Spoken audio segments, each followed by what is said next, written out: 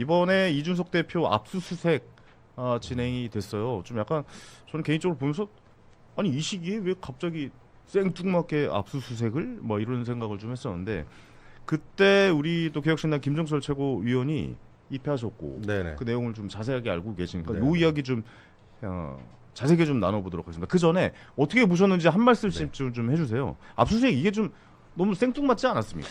저는 뭐 예정된 수순이라고 봐요. 아, 이미 예정된 명태균 수순이고요? 씨 게이트로 나왔을 때부터 뭐 일단 피의자 신분으로 이준석 대표가 적시가 됐지만 네. 어쨌든 참고인이든 피의자든 당시에 명태균 씨와의 통화, 텔레 내용 이런 것들이 있었잖아요. 그리고 당시 당대표였기 때문에 공천 개입 문제에 관련돼서 그러면은 그 제가 알기로는 이준석 대표도 예전에 제가 얘기를 했을 때는 알고 있었을 겁니다. 언제든 나를 불러라라고 했었고 그러면 보통은 당연한 수순이 부르기 전에 완전히 그냥 멀리 떨어진 참고인이 아니면 부르기 전에 압수수색은 거의 다 들어갑니다. 아 그래요. 그래서 예정된 수순인데 사실은 당대표 된 다음 날 있었기 때문에 그러니까요. 시기적으로 그런 것들에 대해서는 저는 사실은 뭐 배려가 없었다 약간 정도라고 흠집내기 봅니다. 예. 라고 보시는군요. 근데 특검 입장에서도 지금 뭐 다들 윤석열 전 대통령 부부에 대해서 그렇고 그냥 전방위적이고 세게 가거든요.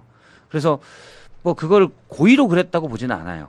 고의로 그랬다기보다는 그냥 딸고 배려한다면 정치적인 뭐 어쨌든 보수 쪽에 이준석 대표가 나름의 위상도 있고 그런 걸 배려한다면 좀 시간을 더 수도 있는데 그냥 그런 거 필요 없다. 그러니까 해외 나가는 일정, 그 순방 갔던 일정 있잖아요. 저기 미국 갔었던 일정 그것만 빼고는 그냥 바로 들어갔다라고 봅니다. 알겠습니다. 어떻게 보십니까? 압수수색. 저도 그 이준석 의원이 지금 명태균 게이트와 관련해서 명태균 게이트가 이제 김건희 특검 16개 수사 사안 가운데 하나잖아요. 예. 명태균 게이트가 왜 부각이 처음에 됐습니까? 작년 9월인가요? 그 실불사 홍매화 때문에 부각이 되기 시작했잖아요. 그리고 이준석 개혁신당 대표가 당시에 논란이 됐었던 공천을 하는 데 있어서의 당 대표였어요. 국민의힘 당 대표.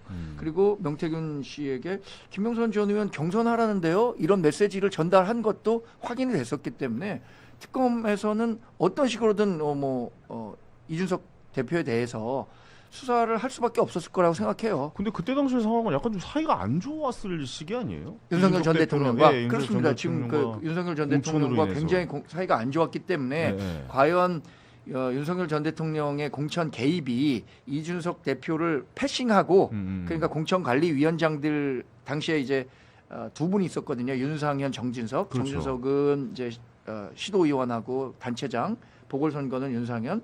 그렇기 때문에 그럴 가능성도 있죠.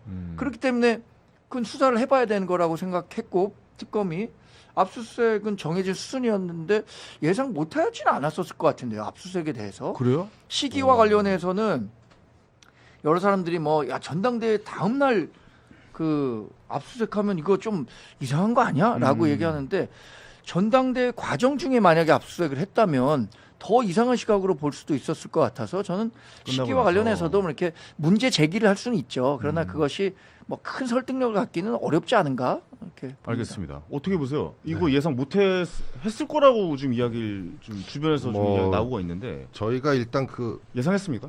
예상할 수 없었고요. 전혀 갑자기 아침에 새벽에 이준석 대표 입장도 네네 마찬가지예요. 그렇죠. 그래서 지금 사실은 지금 정광재 그 대변인도 계시지만 우리 박성태 우리 시장 같은 경우에는 좌우에 치우치지 않는 공정한 얘기를 많이 제가 뭐 그렇게 하시고 공정하진 계시기 않아요. 때문에 예. 제가 특별히 좀 오늘 좀 말씀을 드릴 테니까 예. 들어보시고 좀 다른 채널에 나가셨을 때도 이 팩트가 왜곡되지 않도록 좀 해주셨으면 좋겠어요. 네, 팩트 좀 얘기해 주세요. 첫 번째는 네네. 영장 압수수색 영장 뭐 그게 뭐 시기의 문제 뭐 이런 건 정치적인 논란으로 얘기하면은 이건 누구에 따라 해석이 다를 수 있으니까요. 핵심은 영장에 기재된 범죄 사실, 피의 사실에 문제가 있습니다. 그러니까 피의 사실로 적시된 게 1, 2, 3, 4, 5, 6이 있으면 이준석 의원과 관련된 피의 사실은 딱 하나예요. 그 중에 하나입니다. 그럼 나머지 2, 3, 4, 5는 참고인이신 분인 거예요. 요거는 그냥 순전히 그 당시에 그런 내용들을 알거나 알 수 있었던 사람이다라는 참고인신 분입니다. 그러면 그 중에 그 하나의 2022년도 김영선 공천과 관련된 위력에 의한 업무방해, 그러니까 그 업무방해의 대상은 피해자가 국민의힘입니다. 그러니까 국민의힘의 공천 업무에 위력을 가해서 업무 방해를 했다. 이거를 윤석열, 김건희와 공모했다. 이런 게 이제 핵심이에요. 자, 그러면 자, 첫 번째 문제점은 이 여러 개의 범죄 혐의 중에 딱 하나, 요것만 피의자라는 거예요. 그런데 압수수색 영장에는 피의자 이준석 이렇게 기재하고 그 옆에 뒤에다가 전체 범죄 사실인 양 다 기재한 후에 이걸 영장을 청구하고 영장을 또 판사가 그걸 걸러줬어야 되는데 그걸 발부해버린 거예요. 그럼 이게 왜 문제냐? 첫 번째 문제는 우리가 제가 범죄를 저질러 가지고 저희 집하고 저희 와이프하고 뭐 압수수색 당하는 건 이해할 수 있어야겠죠. 그죠? 그런데 그게 아니야. 나는 목격자예요. 또는 협박을 당한 피해자야. 그럼 피해자인데 피해자의 집, 사무실에 있는 직원 압수수색하면 돼요, 안 돼요? 그런 일이 세상에서 벌어지면 됩니까, 안 됩니까? 지금 그런 거예요.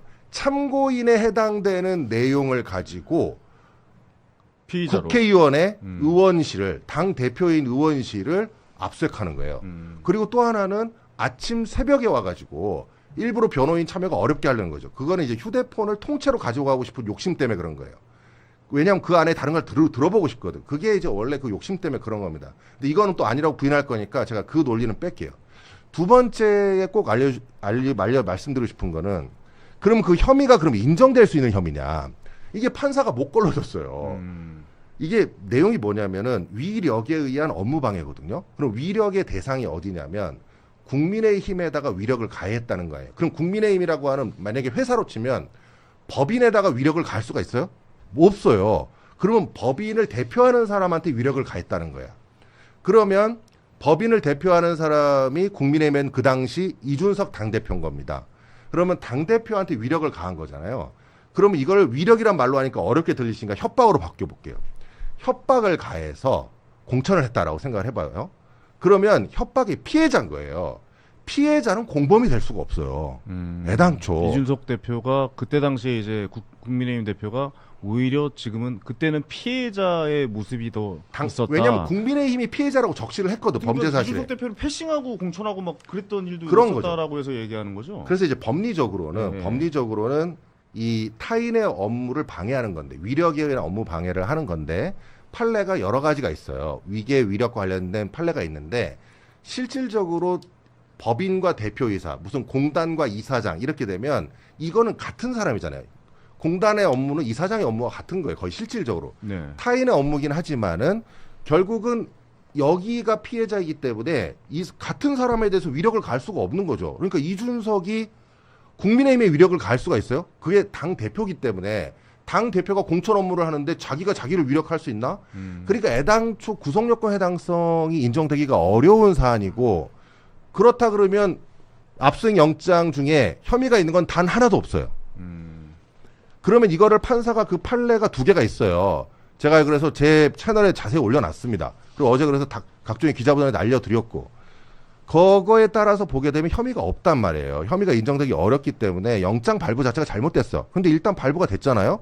그렇다 하더라도 너무 과대하게 그 지금 혐의 영장, 사실을 네네. 지금 그렇게 돼 있는 부분이 문제가 이건 있습니다. 개혁신당의 네. 입장이니까요. 네. 예. 근데 저는 뭐 이런 생각합니다. 아까 목격자라고 얘기하셨잖아요. 목격자였는지 아니면 당시에 정말로 그 영향력을 행사할 수 있는 자리에 있었던 사람인지에 대한 판단을 뭐 특검 조사에서 하겠죠.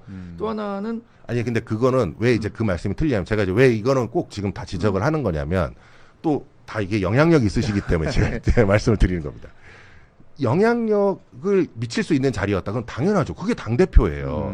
당대표가 공천을 하는 거고 내가 대표이사면 내가 채용 업무를 하는 거고 그건 당연한 거예요. 그러니까 그 영향력이 정당하냐 부당하냐의 문제와 이 권한을 행사하는 문제는 별개의 문제라는 거를 꼭 인식해 줬으면 좋겠어요. 그렇기 저도 때문에. 그래갖고 이게 특검이 막 이렇게 막 북치고장구치고 시끄럽게 하지만 결국에는 태산명동 서일필이라고 막 이렇게 막 시끄럽게 하지만 너무 결국에는 어려운 쥐한 말이 나오는 거 아닌가. 근데 저도 뭐 쥐가 나올까요? 내란과 김건희 특검 한 마리 관련해서 많이 나오겠죠. 나올 것 같아요. 그래요? 네. 김건희의 앞서 오빠 얘기했지만 그런 부정부패에서 그쪽에서 많이 지금까지 나오겠죠. 안 나왔던 것들이 그쪽에서 많이 나올 것 거지. 같고. 지금 뭐 공천 과정에서 뭐 예를 들어 윤상현 그러니까. 의원이라든가 네. 이준석 의원이라든가 이런 분들에 대해서 막 수사를 하고 있지만 공천 과정과 관련해서 정말 위법한 행위가 있어갖고 이걸 법정에서 이 사람 유죄다 이렇게까지 할 만한 사안은 아니라고 생각하는 아니 그러니까 거죠. 이게 전체적으로 어렵습니다. 제가 봤을 땐 뭐냐면 이게 전체적인 그림을 우리가 한번 생각을 좀 해보자고요. 갑자기 이준석 대표가 전당대회 끝나고 아침에 압수수색을 당해서 핸드폰을 뺏겼어요. 그리고 네. 신문에 대문짝만하게 네. 압수수색한다 뭐 이렇게 나오고 그리고 바로 시간이 얼마 지나지 않아서 민주당 의원분 중에 제가 이름은 거론하지 않겠습니다. 어떤 분들은 뭐 바로 만약에 구속영장이 발부된다면 뭐 현역 의원을 당장 뭐 이렇게 체포동의안이 체포 오면 동의안을 말하겠다. 통과시키겠다 난데. 하고 또 다음 분이 또 얘기하고 그 다음 분이 또 얘기. 이거는 전체적인 그림을 봤을 때 그냥 망신 주기가 아닌가라는 걸 지을 수가 없다라고 좀 생각이 저는 들거든요. 그게 지금 심각하다고 생각해요. 예. 지금 특검의 행태 이런 것도 문제지만 이 내용으로 인해서 결국은 굉장히 오해를 받잖아요. 지금 결국은 무슨 이게 체포가 될 사안인 것처럼 무슨 뭐 체포 동의안 얘기까지 막 번져가면서 그러니까. 이게 망신 주기가 돼버렸어요. 그러니까 실질적으로 지금 휴대폰을 아침에 와서 압수할 이유가 뭐 있습니까? 이게 2022년도 사건입니다. 핸드폰 그 휴대전화 완전 뺏긴 휴대전화. 거예요? 네. 근데 압색은 다 아침에 나가요. 아니, 오후에 아니. 나가는 압색은 거의 없습니다. 아니, 그러니까 그 나갈 때 제가 그걸 네. 정확히 말씀드릴게요. 나가더라도 나갈 때 변호인한테 통지를 해줘야 돼요. 예. 왜 통지를 해줘야 되냐면 휴대폰 자체를 요즘은 압수를 못하게 돼 있어요. 아 그래요? 네. 왜 가져갔어요? 판사들도 다 영장을 예, 예. 발부할 때요. 예, 예. 요즘은 컴퓨터, 휴대폰 자체에 압수를 못하게 하고 있습니다. 지금 판사들은요. 네. 그래서 영장 그 범죄 사실을 보면 뭐라고 돼 있냐면 휴대폰에 저장된 전자정보라고 돼 있어요. 이 사건 피의 사실과 관련된 뭐 녹음 파일, 뭐 녹취, 사진, 파일, 문서. 전자 네. 문서 네. 이렇게 돼 있지 휴대폰을 압수하도록 돼 있지 못해요. 이거는 이제 아. 가는 거예요. 그리고 그것을 선별하는 과정을 거치는 건데 이 특검에서는 지금 이걸 아침 새벽 6시 20분에 온 거예요. 28분에 와가지고 변호인이 참여하기 어려울 때 변호인한테 참여하게 해서 여기에서 전자정보 필요한 정보만 뽑는 그 과정을 거쳐야 돼요. 근데 그걸 거치기가 싫은 거지. 그러니까 일부러 새벽에 온 거예요. 휴대폰을 통으로 가져가고 싶으니까. 그럼 왜 통으로 가져가느냐?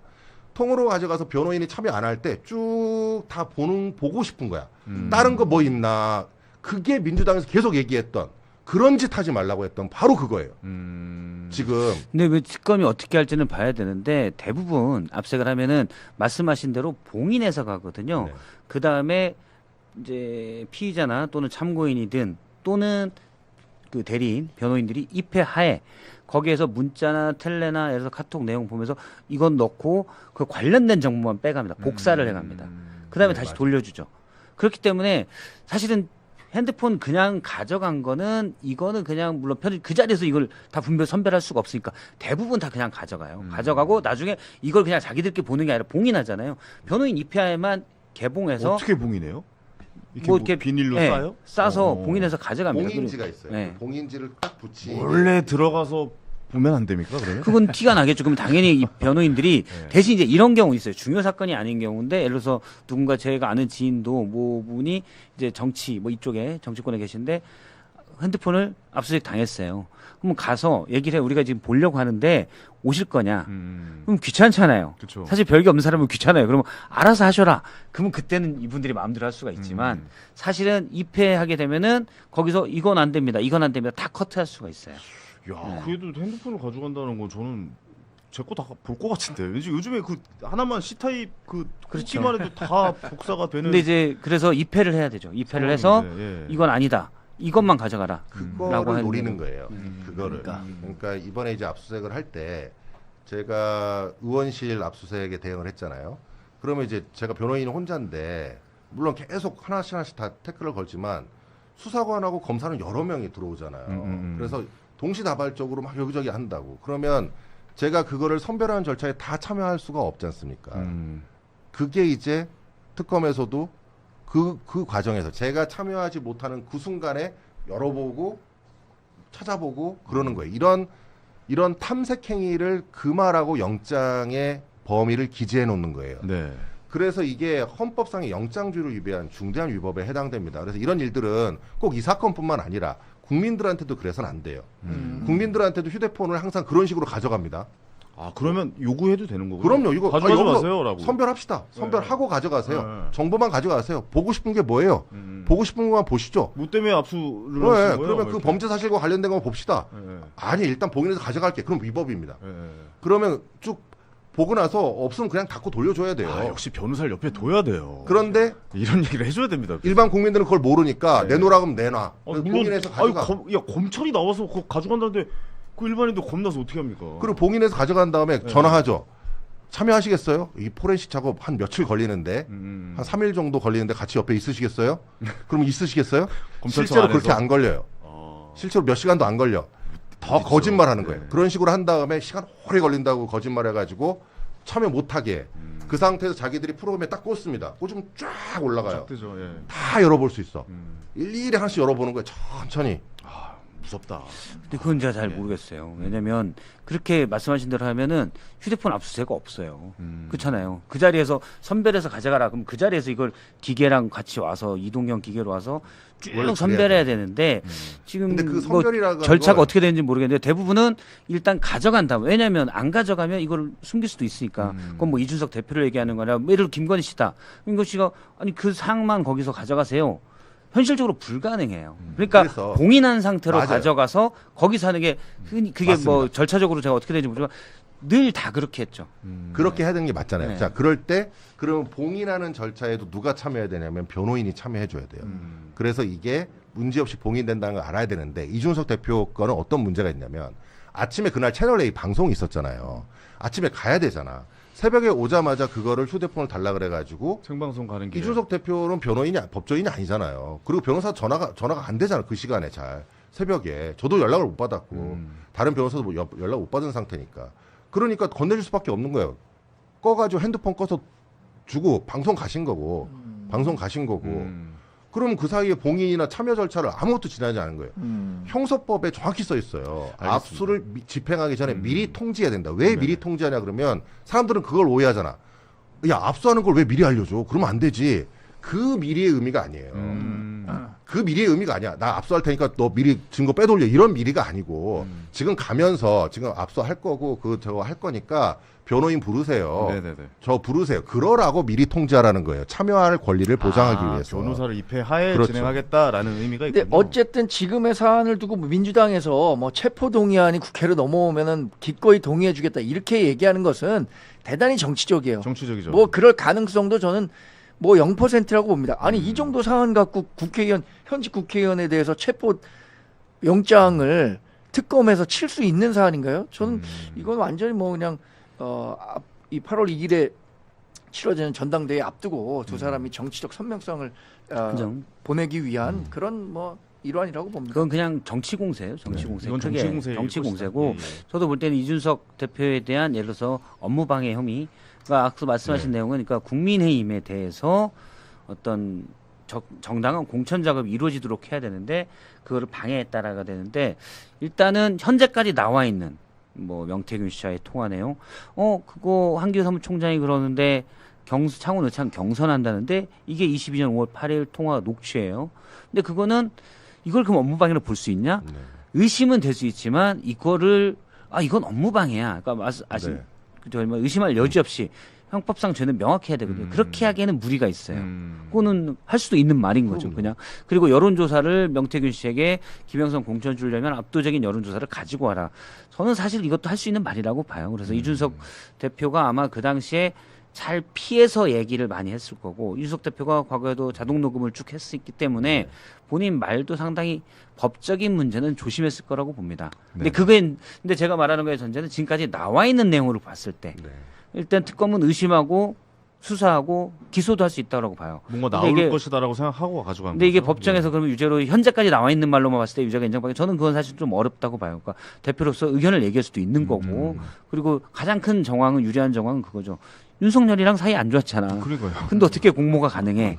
이게 이제 네, 할 수 있는 거고. 근데 다만 지금 언론에 알려진 것 말고 혹시나 명태균 씨와 또는 김건희 씨와 이렇게 해서 특검이 확보가 있는 게 뭐가 좀 정치적으로도 큰 타격이 입을 만한 게 있다. 그렇다면 이제 그거는 법적인 건 몰라도 정치적으로는 부담이 될 수가 있겠죠. 알겠습니다. 저는 이 압수수색의 핵심은 그 워딩인 것 같아요. 결국 이준석 대표를 그때 당시에 내쫓으려고 했다라는 네. 게 핵심인데 지금 압수수색은 좀 과한데 저는 개인적으로 좀 안타까운 건 뭐냐면 사실 그 기사를 읽는 우리 국민 여러분들께서 요즘에 제목만 보고 밑에 댓글 보고 그냥 기사 끄시는 분들도 많거든요. 근데 제목이 달린 거 보면 뭐 이준석 압수수색 이렇게 달리면 뭔가 엄청나게 큰 죄를 진 것 같다라는 그러니까 생각이 좀 말이에요. 들게끔 만들잖아요. 근데 네. 안에 들여다보면 사실 뭐 그렇게 큰 이야기는 아니었던 것 같고 약간 좀 어떻게 보면 좀 정치적으로 해석될 수도 있는 내용일 수도 있다. 그 정도로 우리가 좀 생각해 보면 될 것 같습니다.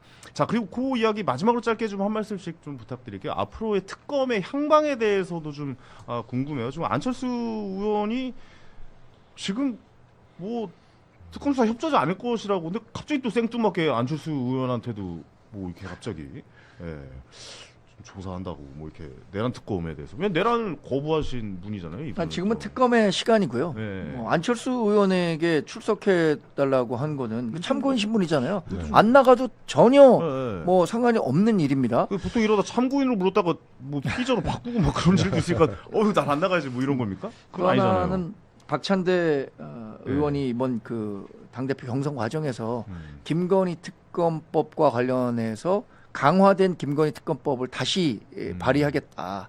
그래서 특검 숫자도 늘리고 활동 기간도 늘리는 법안을 지금 만들겠다고 했거든요. 네네. 근데 지금 국회 운영이나 뭐 법안 만드는 과정에서 민주당 마음대로잖아요. 그러면 저는 박찬대 원내대표 전 원내대표가 이번에 당대표가 될 가능성이 조금 낮아 보이지만 어쨌든 정청래 의원이 되더라도 김건희 특검법은 더 연장하는 법안이 만들어질 것 같아요.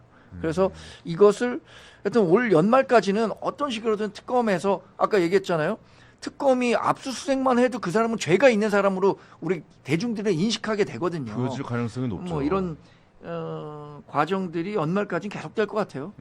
저는 안철수 의원 출석, 그러니까 참고인 신분으로 출석을 요구한 거에 대해서 안철수 의원이 약간 과민 반응을 보이는 것 같아요. 왜냐하면 당시 국무회의에 12월 3일 비상계엄의 형식적 이런 것들을 만들어주기 위한 국무회의처럼 보인 간담회에 참석했던 장관들, 이분들 중에 일부는 지금 예를 들어 이상민 장관이랄지 한덕수 총리랄지 내란을 방조한 혐의를 받고 있거든요. 근데 이때 아예 참석하지 못한 사람들도 사실 특검에 가서 조사를 받았어요. 참고인 신분으로. 이건 뭐냐면 이 사람들은 권리를 박탈됐다. 그러니까 직권남용으로 그 윤석열의 직권남용으로 되는 겁니다. 이분들이 어떤 안건을 심의할 권리를 박탈당했다. 네. 거기에 대해서 물어보려고 부른 거거든요. 당신 죄를 지었어가 아니라 당신 피해자 같아요라고 물어본 거거든요. 저는 이번에 안철수 의원을 부른 것도 그런 맥락으로 봐요. 근데 굳이 거기 안철수 의원이 특검에 대해서, 그러니까 특검보다는 이제 불법 비상계엄과 탄핵에 대해서 강력하게 얘기를 했잖아요. 상식에 맞는 메시지를 냈는데 관련돼서 그거를 좀 더 명확하게 하려는 특검 활동에 대해서 굳이 참고인 신문인데 이렇게 반발할 필요가 있느냐라는 생각은 듭니다. 맞네요. 지금 특검의 시간이 맞는 것 같긴 하네요. 어떻게 흘러갈까요, 방향성이? 저는 박 실장님 말씀에 굉장히 동의를 하고 네네. 어차피 이거 수사를 당연히 협조를 해야 돼요. 네. 그리고 안철수 의원께서 당연히 그 당시에 또 계엄 해제에도 동의하셨고 그런 상황에서 당내 상황도 알고 계셨을 것이고 특검에서는 당연히 불러서 그런 부분에 확인할 필요가 있고 이건 실체 진실을 밝히는 문제이고 뭐 이게 저는 정치적으로 해석할 문제가 아니라고 봅니다. 이거는 어쨌든 당시의 상황을 객관적으로 파악하고 실체 진실을 밝혀줘야 될 것이 국민에 대한 의무예요. 그러면 안철수 의원은 당당하게 나가셔서 특검에서 어떤 그 당시 상황이 있었는지 정확하게 알려주셔야 그게 역사의 기록에 남을 거 아닙니까? 그리고 지금 저는 뭐 계속 지금 특검의 지금 무리한 수사나 이런 것들은 적법 절차의 문제에서 문제를 삼는 거지 실체를 찾고자 하는 노력은 당연히 최선을 다해야 되고 그거를 함에 있어서 절차적인 문제만 잘 지켜야 된다. 그것이 제가 말씀드리고자 하는 겁니다. 알겠습니다. 앞으로 특검이 어떤 방향으로 진행될지 좀 지켜보도록 하겠습니다. 마지막으로 짧게 요거 하나만 좀 오늘 오랜만에 네. 처음으로 나와 계셔가지고 국힘 얘기 네, 국민의힘 살짝만 뭐 어떤 얘기 해봤으면 좋겠어요. 갑자기 긴장되네요. 아니 지지율 어떻게 할 거예요? 국힘. 지지율 대책회의 어떻게 됩니까?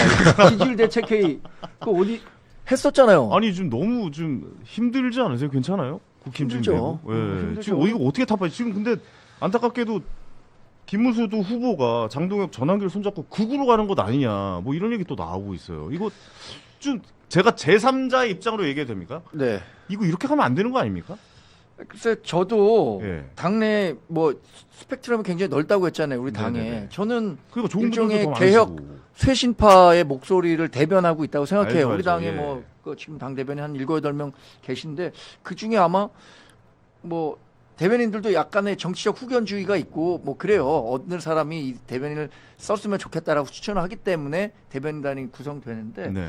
저는 어떤 개혁과 쇄신의 목소리를 적극적으로 내는 입장에서는 지금 우리가 이렇게 전환길 씨로 대표되는 극우 세력, 그렇죠. 뭐 그 그림이 그래요. 그분들은 자기들이 왜 극우냐 이렇게 얘기를 하지만 음. 본인들이 주장한 것과 별도로 대중들이 그 사람들을 어떻게 생각하냐가 굉장히 중요하거든요. 정치에서는. 당연하죠. 이미지죠. 뭐 그러니까 그런 극우의 이미지가 더 쓰여져 있는 분들과 손을 잡고 우리 당의 당대표 선거에서 당대표가 되겠다라고 하는 게 굉장히 부담스럽습니다. 저는 이렇게 생각해요. 지난번에 자유통일당이 그 총선에서 비례대표 다 냈는데 3%를 얻지 못해서 한 명도 원내 입성에 성공하지 못했습니다. 그때 당시에 개혁신당은 3% 조금 넘어갔고 이 누굽니까 저 천하람 의원. 천하람 의원이 네. 300명 중에 300번째 국회의원이 된 거잖아요. 네, 맞아요. 예, 그렇죠. 예, 300번째 국회의원이 됐는데 다음번에 다를 겁니다. 아니, 그것처럼 지금 그런 분들의 목소리가 결국 선거해봤자 3%도 안 되는 사람들인데 그 사람들의 목소리가 굉장히 크단 말이에요. 우리 당 내에서. 그럼 그 사람들의 표가 굉장히 많은 줄 알고 거기 가서 표를 얻으려고 하면 나머지 30% 우리가 일반적인 중도라고 생각하는 사람들의 표를 다 잃어버릴 수 있다는 생각을 해야 될 것 같은데 그 생각을 못하는 것 같아서 좀 아쉽습니다. 아니 우리 또 정광재 대변인의 목소리가 더 커져야 될 것 같은데요. 당내에서. 그래야 되는데 지금 이게 8월 22일 날 치러지는 당대표 선거가 예. 뭐 많은 사람들이 지금 김문수 후보가 뭐 치르나 마나 되는 거 아닌가라고 분위기는 그렇죠. 예상하는 것 네, 같아요. 네, 그래서 네. 모르겠습니다. 그때 한편으로 기대하기는 음. 김문수 후보가 굉장히 다이나믹한 인생을 살아왔잖아요. 그렇죠. 결정적 고비마다 변신했단 말이에요. 네. 맨 왼쪽에 있다가 오른쪽 맨 끝으로 갔다가 또 그렇죠.